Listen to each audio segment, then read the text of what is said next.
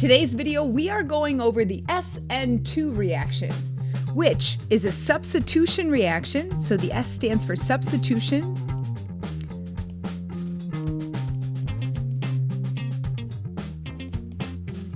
The N stands for nucleophilic. And the 2 means that it's bimolecular. We're going to talk more about the potential energy surface diagram for this. But this means that 2 molecules are involved in the rate determining step. Let's write that in.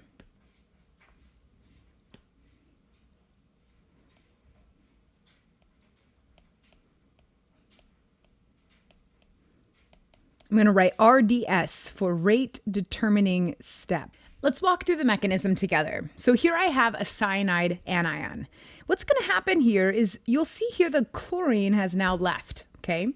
So this we know is our leaving group, okay? Right here.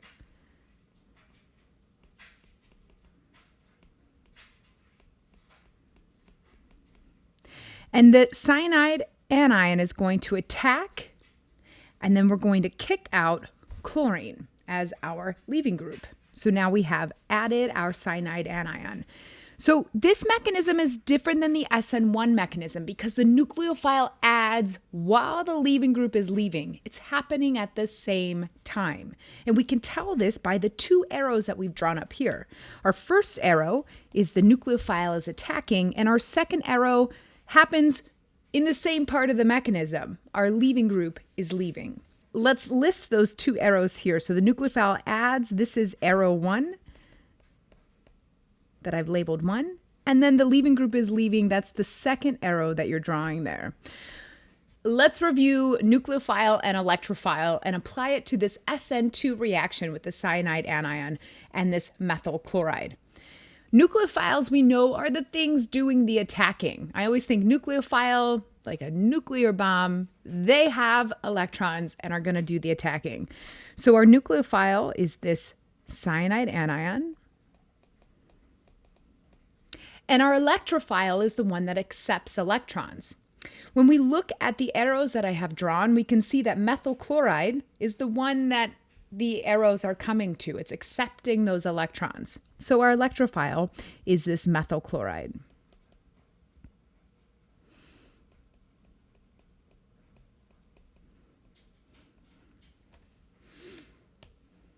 I've already highlighted our leaving group here. Let's write out the transition state of this mechanism. I'm going to put a double dagger here that's indicating this is a transition state and cannot be isolated. In the mechanism, we see that the cyanide ion is attacking the methyl chloride. At the same time, the leaving group is leaving.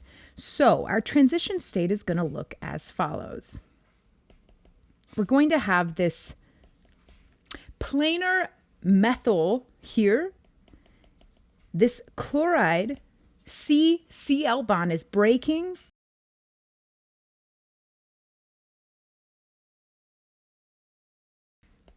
While we are making our new carbon-carbon bond here on the left. So it's going to be a partial negative here on both sides, and we're going to have this partial positive here in the middle. So we have this bond that's being formed here on the left, while this bond is being broken here on the right. Now you might be asking yourself, why can't we do an SN1 reaction? And one of the easiest clues in this reaction is that our starting material here is simply a methyl chloride. The starting material, I'll label it here in blue. This carbon here is primary. Okay, the carbon with the leaving group is primary. We would also call this an alpha carbon. So remember, SN1 reactions can't happen if that carbon is a primary carbon with a leaving group. So SN1 does not happen, we have SN2. In this video, we're not only going to talk about the orbitals for SN2 reactions, but we're also going to talk about the requirements for an SN2 reaction. That way, when you get an alkyl halide, you can decide if it's SN1 or SN2. Let's go over the potential energy surface for this reaction. Let's draw in our energy here. And this x-axis here is simply the progress of the reaction. You can write reaction progress. So we're going to start here with our, in this case, we're starting here with our cyanide anion, plus we're starting with methyl chloride.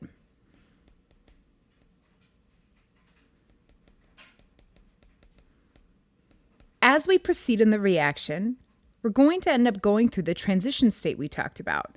Then we're going to form our product. Our product here has our nitrile that has been added.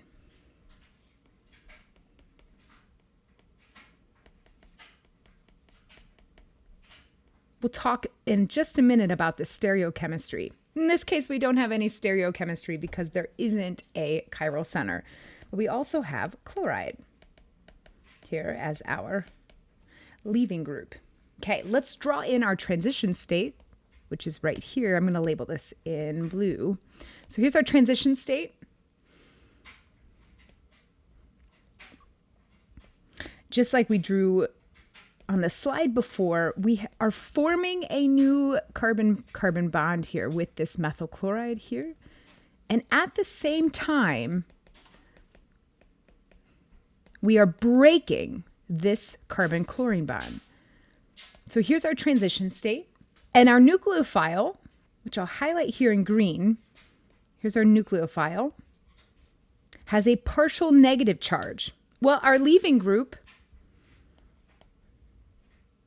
I'll highlight in pink, also has a partial negative charge. Our carbon here in the center has a partial positive charge. Now notice this is not a full-blown carbocation. That's what makes SN2 so different than SN1. This primary alkyl halide cannot make a carbocation. It would be way too high in energy. So what happens is we undergo this mechanism where both the nucleophile and the electrophile are responsible in this rate determining step. And here is our transition state. You would label the rate determining step as follows. The rate determining step would be here. So this is the delta G double dagger. This reaction has to get over that hump in order to get to our desired products.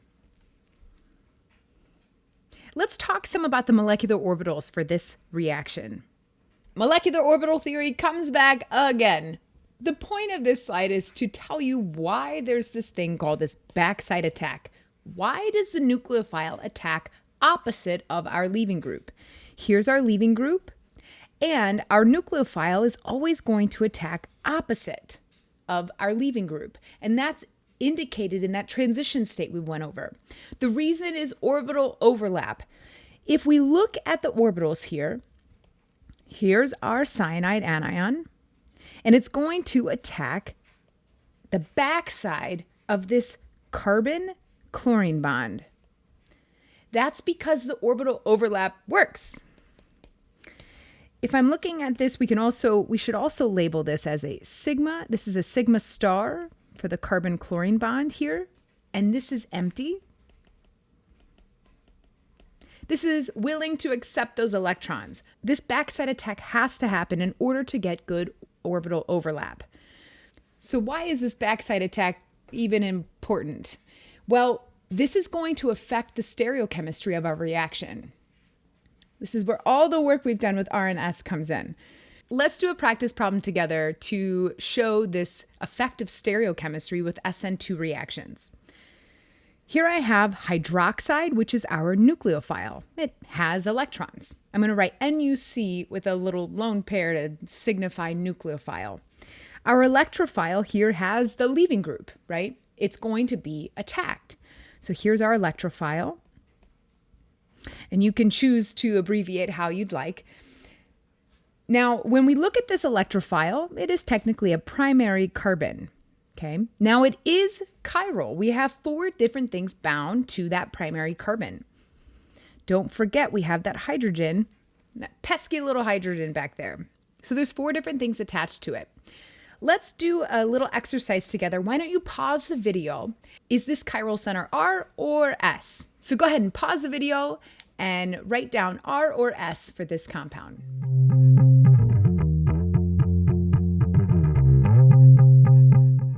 If you wrote down S, you are correct. This is an S stereocenter. Another way you can look at R and S, as long as the hydrogen is going back, as long as the hydrogen or the lowest priority is going back, you can also just use an arrow to signify if it's left or right.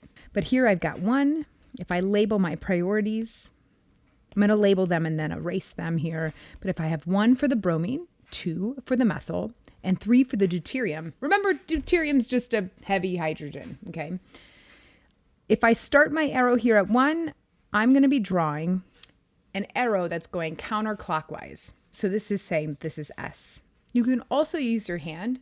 And so the way that you would do that is if I lift my tablet, it's easier. The proton is going behind the tablet. Put your thumb behind the tablet.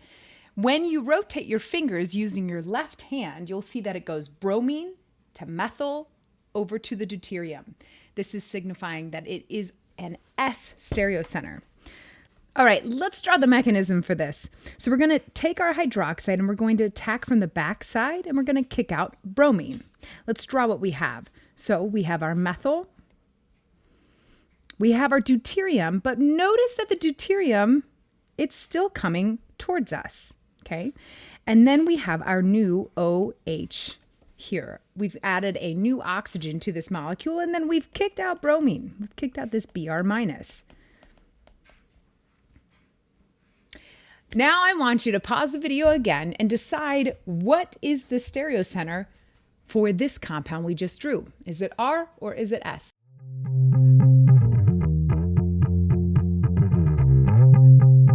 All right, let's walk through this. So we've got this oxygen, which would be a priority of 1, the methyl would be 2, and the deuterium would be 3. Our hydrogen here is going back. So if I draw my arrow, I'm going clockwise. This would mean that the stereocenter here is an R stereocenter. Let's write out what we just worked through. SN2 reactions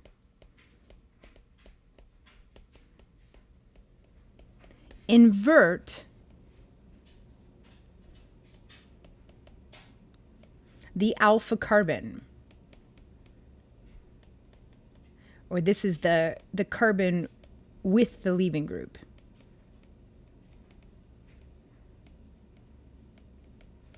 This is really important. Now I've shown it here to show you that the bromine is leaving and the OH attacks here. Now they both are in the line form. So let me show you another way you can draw this same reaction. If I were to put my deuterium also in a line, I could rotate this molecule and the bromine would be coming forward here. You could go through and just make sure that you have the correct molecule. 1, 2, 3. This would be an S, okay? And if I react this with OH minus, we know that we would end up inverting the stereocenter there. So sometimes it's a fairly simple switch where we're simply just switching wedge or dash. On the top example, it's a little more difficult to see that it went from S to R, but here it's a lot more simple to see. I want to make one really important note. On an exam, the way that I would highlight that your starting material is only S is I'm going to write the following. I'm going to say that this is optically active.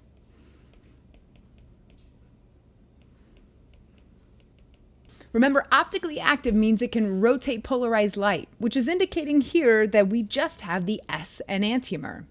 If I were to write racemic, it means I have both S and R. So optically active in this case means I only have the S enantiomer.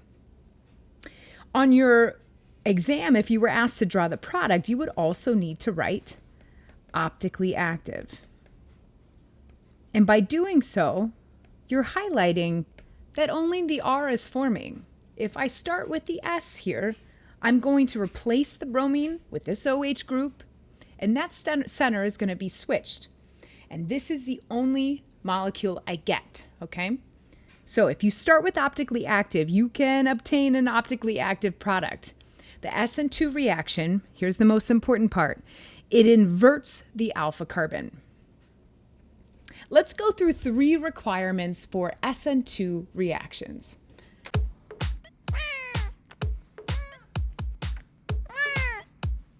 Norepinephrine.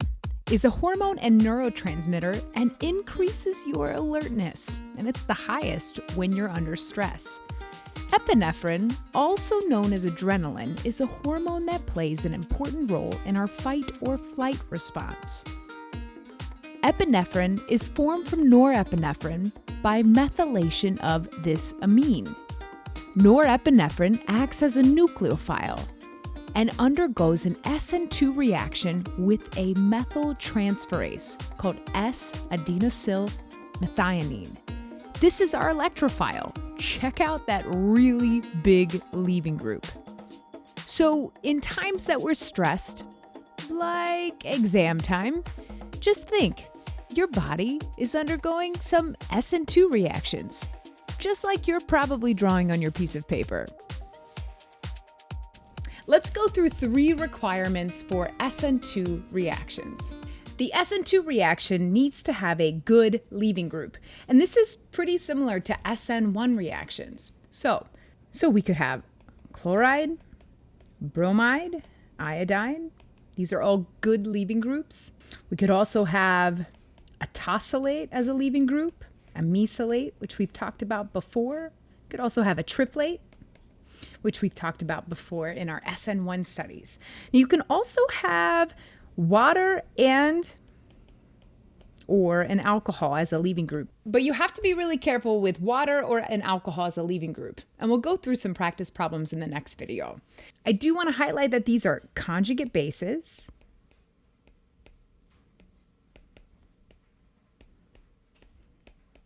Of strong acids. Remember that strong acids are willing to give up their proton, meaning that their conjugate bases are pretty stable, okay? This is what makes it a good leaving group. And let me make one more note here on this first requirement. It needs a good leaving group on an sp3 carbon. This is really important. So it needs to be on an sp3 carbon, all right? This is the alpha carbon. Needs to be sp3 hybridized. So that's the first requirement for SN2 reactions. Now, this electrophile that has the leaving group, we call it this alpha carbon, the carbon bound to the leaving group. It needs to be unhindered. Now, for SN1 reactions, we knew that we could do a reaction with a tertiary carbon center, okay? That was because we were forming a carbocation.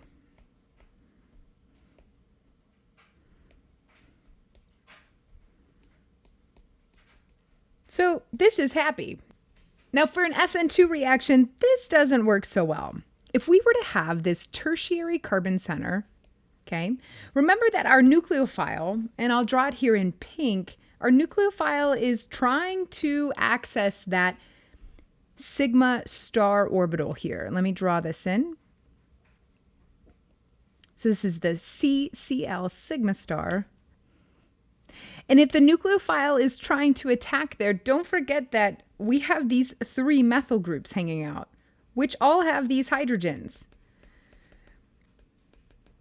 And it gets kind of crazy, and there's essentially this forest right in front of the nucleophile where it can't really access that empty sigma star orbital. So as the nucleophile tries to attack, it just can't. There's no way. There's no way that it can reach it. And so SN2 reactions don't work on tertiary alpha carbons. So the nucleophile cannot attack on these tertiary carbons. That's because the alpha carbon too sterically hindered.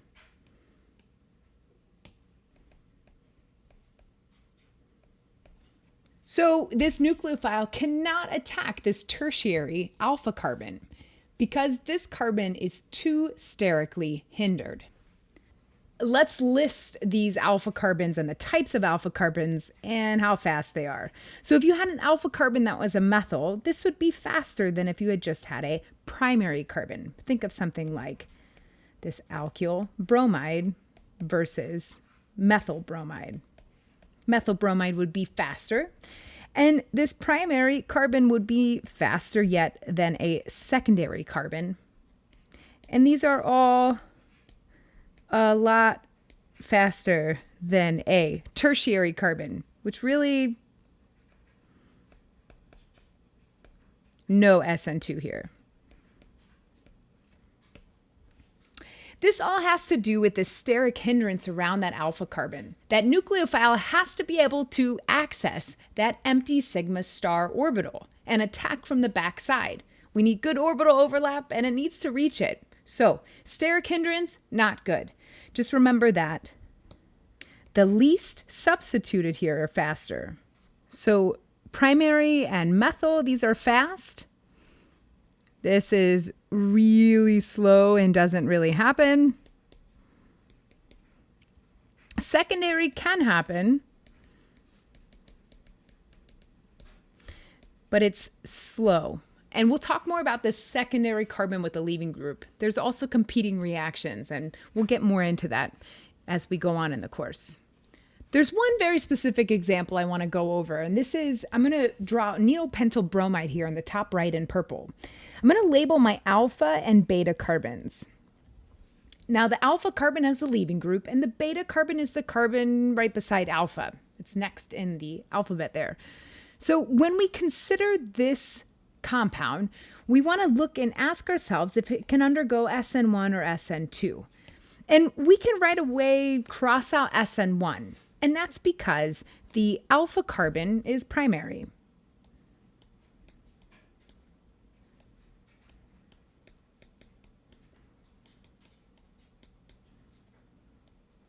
Now, what about SN2?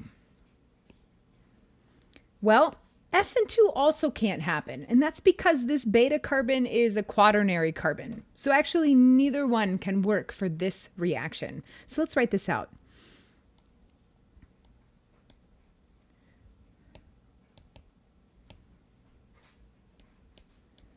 No SN2 because the beta carbon is a quaternary carbon.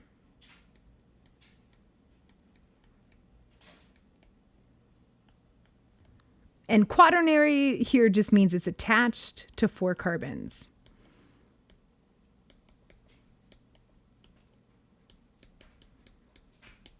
So in this example, I'm just highlighting that if the beta carbon is a quaternary carbon, the alpha carbon is too hindered for SN2. Let's write that out. So the alpha carbon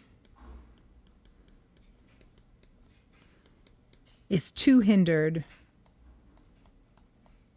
for SN2 in this example. So anytime that beta carbon has 4 carbons attached to it, SN2 cannot work. Okay. We have our last requirement here for the SN2 reaction. And in this case, we're going to be talking about the nucleophile of the reaction. The nucleophile needs to be a good nucleophile. Let's list some good nucleophiles here. Iodide is better than bromide and is better than chloride. We also have thiolates, so this S minus, okay, and these are a little better than the alkoxides or the deprotonated alcohols here. You can also have an azide.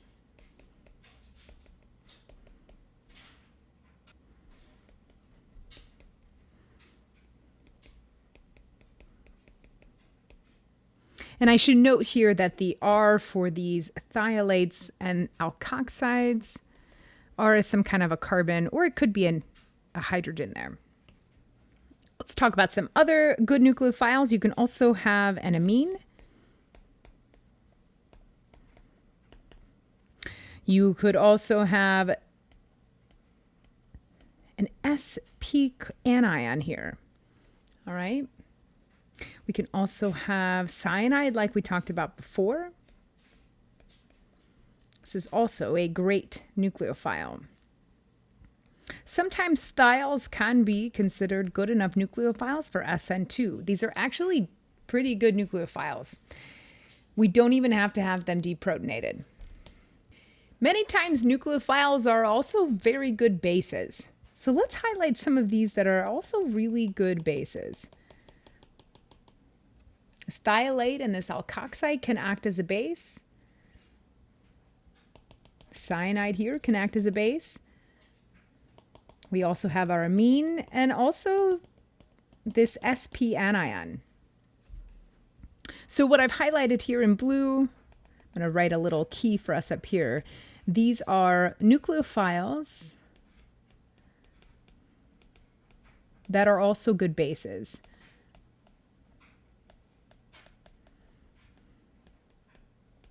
Now we'll use this information later on as we explore more reactions, but I just wanted to highlight it here. And I just want to make a note that this is really different than the SN1 reaction. Water or an alcohol are bad. These are bad nucleophiles for SN2. They are not nucleophilic enough, okay? Whereas with SN1, we would form carbocations. These are really good electrophiles.